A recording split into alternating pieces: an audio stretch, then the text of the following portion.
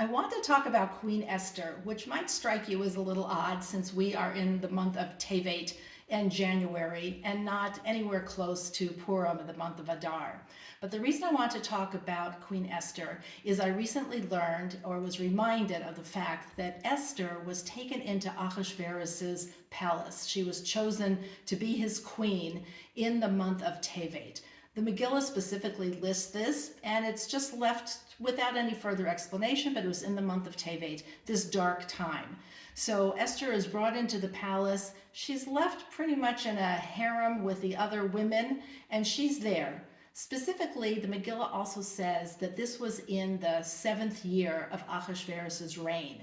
When we read the Megillah at Purim, it's read very quickly, and all of the events appear to happen very quickly right after the next. Esther's chosen as queen, and then Haman comes into power, and he has a decree of death against the Jews, and Esther and Mordecai save the day, and that's it. But the truth is those events happened over a long period of time. So Esther is chosen in year 7 of Ahasuerus' reign, and it's not until year 12 that Haman has the decree of death against the Jewish people.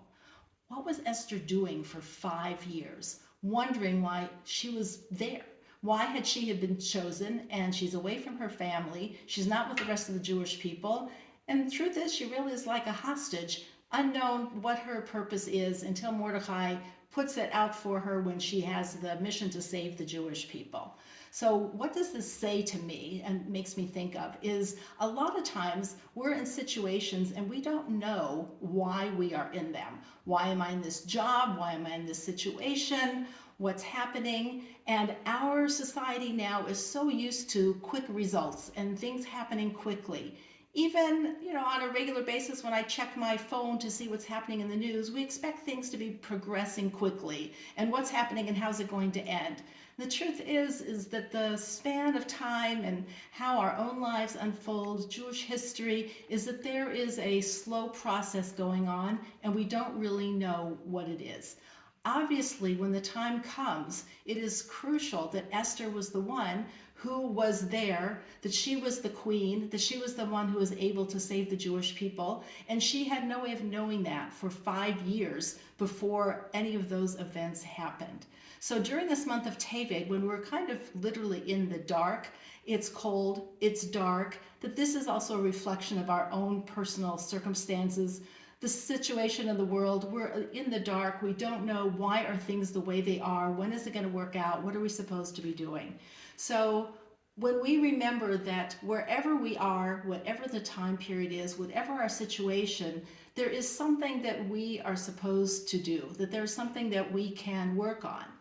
We're told by the commentators that what did Esther do for all of that time? It said that she worked on herself, that she was able to refine herself even more, her character. She kept the Torah. She was able to do mitzvot with the people who she was living with, her handmaidens, so that there is always something for us to be doing as we await for other things to unfold.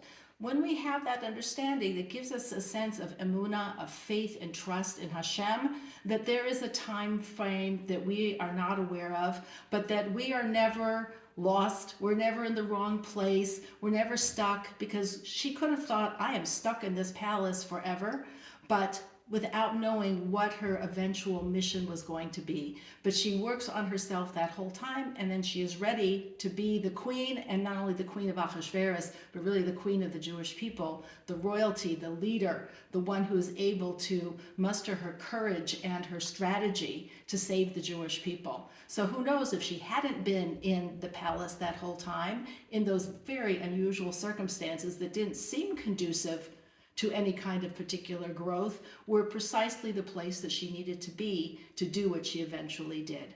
So we're told she was taken in the month of Tevet, in this time of darkness, and we know that when she goes to the king, that it is in the spring. So we are in the time of darkness, and who knows what's going to blossom and what's going to happen in the future. So with that in mind, we can have a little thought of Esther and think of our own personal situation, the situation of the Jewish people, of being in a time of darkness, but knowing that we're not stuck, we're not lost, we're not in the wrong place, we are specifically where we're supposed to be, and we work on ourselves and do the mitzvot that are in front of us to do, and time will tell how things will unfold and our mission will evolve in front of us.